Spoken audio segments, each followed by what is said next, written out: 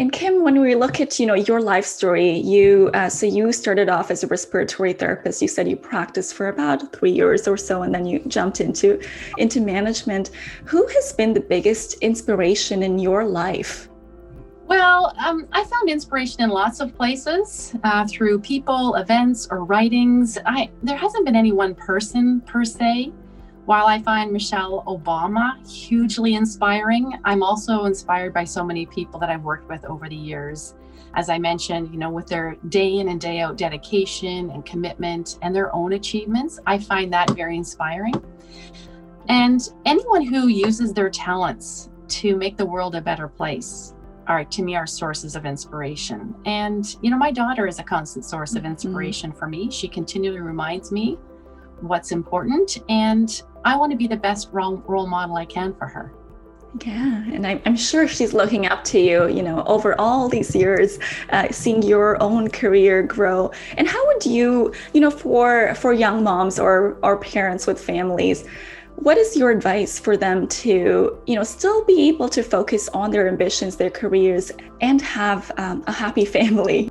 I think it's important, and at least this was my experience, to know what's important to you, to know what helps you recharge as a leader, and setting aside time to do that. So looking back in the early days when my daughter was much younger, outside of work, we kept things very simple. And if we weren't at work, we were spending time close to home with family activities.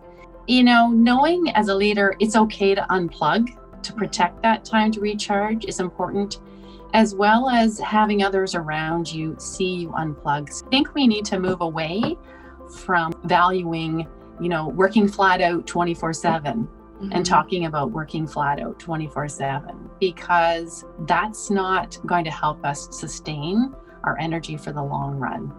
And with today's environment, it's a great example that this is a marathon. It's not a sprint. Yeah, self-care is important. What do you do to recharge yourself and for your own self-care, Kim? I like to keep active. Physically, I like to be active. I like to be outside. Family time is still very important, and doing activities with my daughter and my husband. So that's the time that I try to protect. And I think that's a great point that you raised about, leaders showing that it's okay to take some time for self-care and recharge, because that's what your team is looking at. If you're going to be constantly working 24/7, your team feels like they need to be doing the same thing and replying to those emails right away. I think you're right. I think it's important for leaders to set that tone and have those conversations and manage expectations. And what motivates you to wake up each morning and continue doing the work that you are doing today? You are volunteering on a lot of boards. You're doing some consulting work. So what keeps you going? I am an early riser, and I like to use that quieter time to exercise or reflect. I like to be mission driven, and I'm excited to make a contribution and collaborate with others, which is usually part of what my day is. And I like that days rarely unfold as planned. So I find that part of being in a dynamic environment, part of the fun. And what are some of those, I know you said you're an early riser, so do you have some habits that you think have contributed to the success you enjoy today? I like to follow a schedule. So, keeping myself, up at a certain time, getting through my exercise, getting ready to start the day. I'm a creature of habit, and that helps to keep me organized. That and copious little notes and to-do lists. Did you also set goals for yourself? Did you have a 5-year plan or 10-year plan for yourself? I definitely do like to set goals that support the development of my career, as well as take on new challenges on a personal level. It is great when I can blend them. I found setting goals over shorter time periods and horizons more effective for me. I've always been a little reluctant to paint myself too rigidly into a long-term plan, just so that I allow myself some flexibility to either evolve or take on new opportunities as they arise. But I have stayed true to knowing that I value contributing to working in the healthcare system and strengthening, overall system for care providers as well as people receiving care. So that's been a constant for me. And what are some of those goals that you're working on currently, those short-term goals?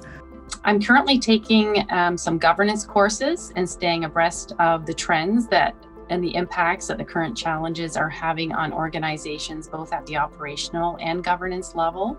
I'm also staying connected through supporting some health service providers in the pandemic preparedness and sustainability. And on the personal level, for fun, I've recently taken up horseback riding, which is a new physical and mental adventure for me. Very nice. And what do you do to learn? Do you read or do you listen to anything on the go? Yeah. Yeah, I mean, there's been lots of interesting reading in the media around the current challenges. I've just actually started A Promised Land by Barack Obama. I found Michelle Obama quite inspiring. Yes. Barack Obama is also an interesting person, so I'm excited to get into that book.